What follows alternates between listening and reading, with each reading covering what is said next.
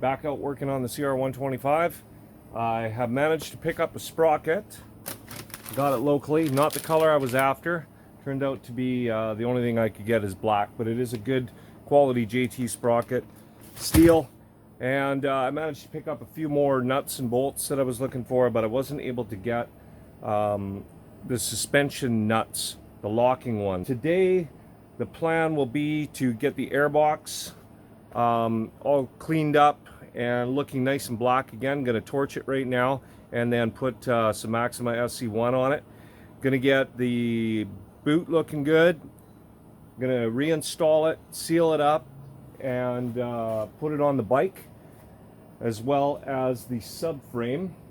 Once I get that done, I've got the front and rear brake to clean up. That'll probably take me a couple hours to get that cleaned up. Guess after that, it's going to be restoring that fuel tank.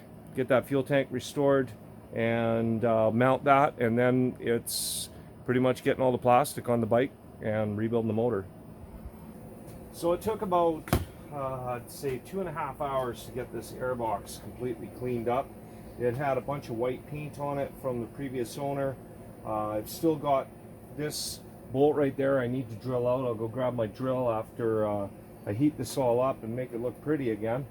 You can see that it's got a lot of whiteness to the plastic, and the reason for that is I had to be so aggressive with the SOS pad to get all of the paint and debris off of here. It scratched the plastic up a lot.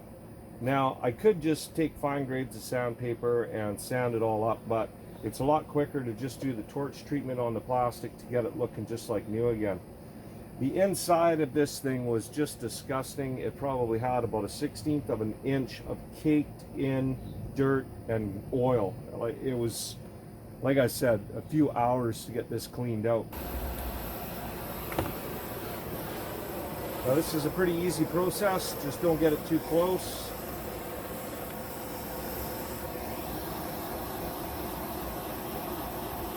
You can see it right now. Watch how quick this works.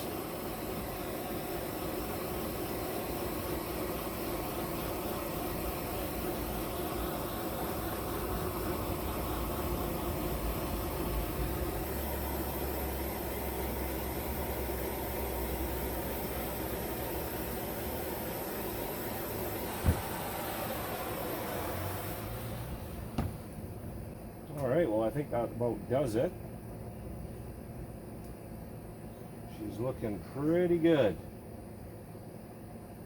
I was thinking about going with Cerakote, the Cerakote wipes, but I couldn't really find anything online that says that it's any better than a lot of the other products that are out there. So I think what I'm going to do is I'm just going to go with SC1 to start and see how long it lasts. Now I've never used this product before. Usually I use WD-40, or I've used Plastic Restore in the past, and I've had good results with both. WD-40, washes off after you wash your bike, where Plastic Restore stays on. Now the one thing with Plastic Restore is you really have to follow the directions in the application. I'm going to be sealing this up a little bit different than what Honda uses. Honda is famous for having this area leak around here. After a while, whatever they use here, this silicone or gasket maker or sealant or whatever it is, deteriorates and hardens up, and then it doesn't do a good job of keeping the dirt and air out of there. I'm just going to go around the whole thing, putting a nice little bead into the bottom.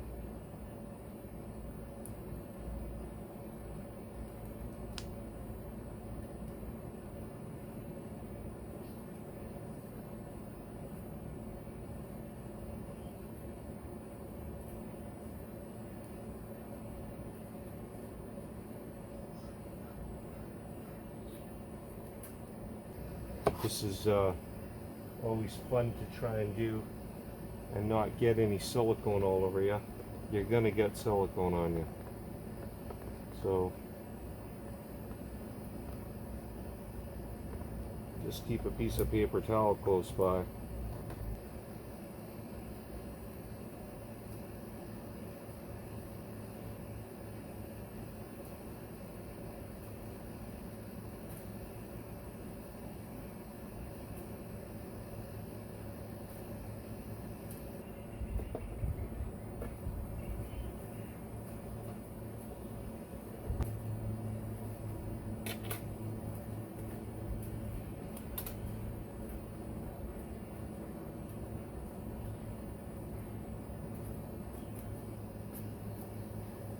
Alright, we're almost ready to install this.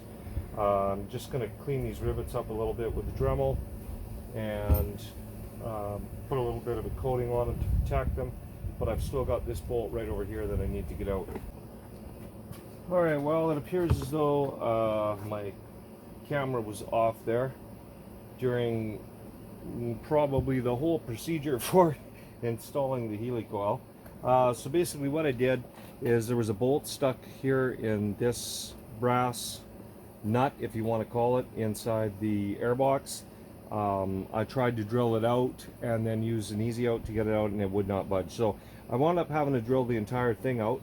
Then I used the helicoil tool, which is really simple. It's not that difficult. Once you've got your hole drilled out to the established size for whatever size helicoil you're going to use, which in this case is 1/4 inch, you simply use a tap that is provided with the helicoil set to tap out a hole that will fit one of these guys right here.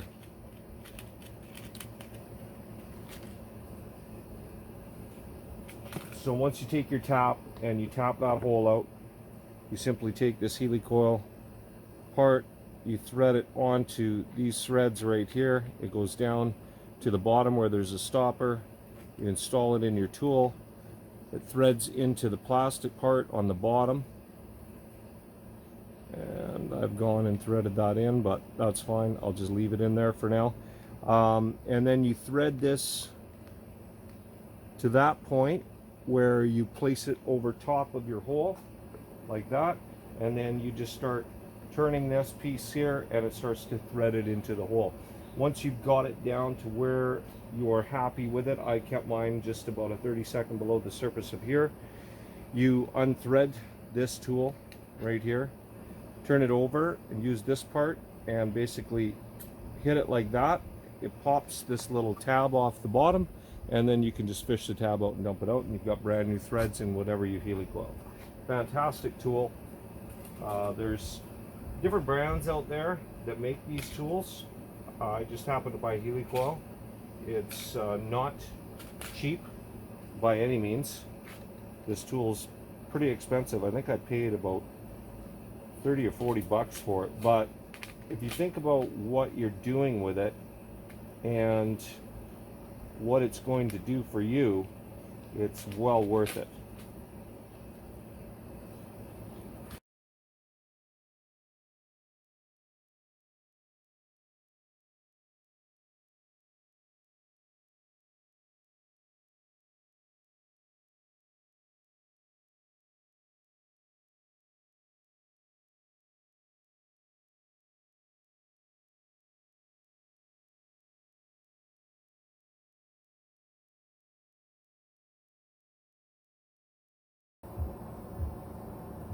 So there's another thing I decided to do while I was working on the swing arm back here. Is it's a bit of an upgrade. Now back here there's holes that are drilled to 5 mil, and they tend to be a little bit small.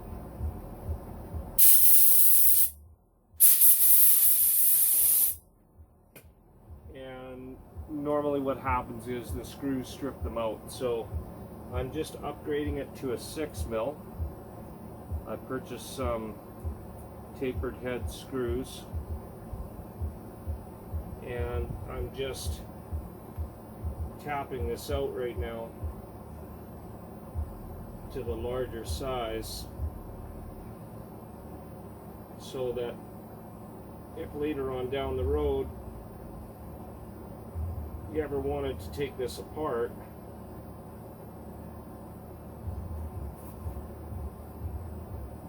you would be able to get it apart and you wouldn't have to worry about those little 5 mils stripping out. So this is the screw that goes in that metal plate at the back. Usually they're a Phillips head. I went out and I bought some Allen wrench heads, which were even better, but you can see, gosh, if I can hold it, that it's pretty small. It's 5 mil. Now here's what I'm upgrading to. 5 mil right here. Oh my gosh, am I ever going to be able to hold this? So there's your 5 mil, right, that comes on the Hondas. It looks like that. And there's the 6 mil that I'm upgrading it to. Considerably more strength. It is a Phillips head, unfortunately, but it'll be a lot better than these little tiny things.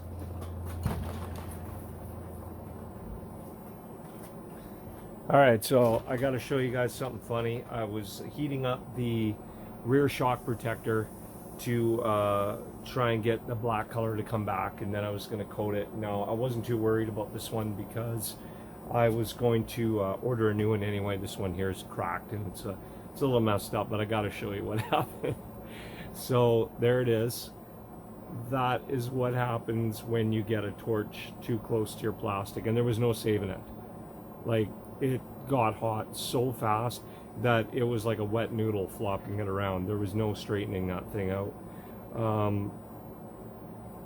You know, so just be very careful when you're using a torch to heat up your plastic. I would suggest probably using a heat gun. I find a heat gun works way better.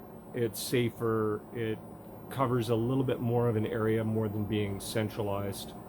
So anyway, that's the mistake of the day. Okay, so today really all I got done was I got that airbox all cleaned up, sealed up, mounted in the frame, got the rear sprocket on, which I'm going to have to get all new nuts for because the nuts that I have on the back of that are absolute garbage. I did drill out and tap out the swing arm protector plates, so that is something positive. Let's see, what else did we get done here? You know what, I think that's pretty much it, except for maybe some cleaning. The large portion of the day got gobbled up by going out and driving, and unfortunately the weather tomorrow is not supposed to be very nice. Now, I'm going to get up really early tomorrow anyway. I'm going to probably get up around 6 and get out here, and hopefully it's not raining, and do as much as I can on the bike while it's not raining. Now, something else that I've come across is the brakes for this bike. I thought were basically just in need of some cleaning, but I'm not too happy with the way that the calipers themselves look. The paint and or coating, whatever they put on them, it's not in the best of shape. I thought about, you know what, just leaving it and getting the bike put together, but I don't know yet. I may consider going out and getting some gray powder coat and just pulling the whole thing apart and powder coating them. Alright, so that's going to wrap it up for day number 3. Time to clean everything up and go get a good night's sleep and set up for day number 4.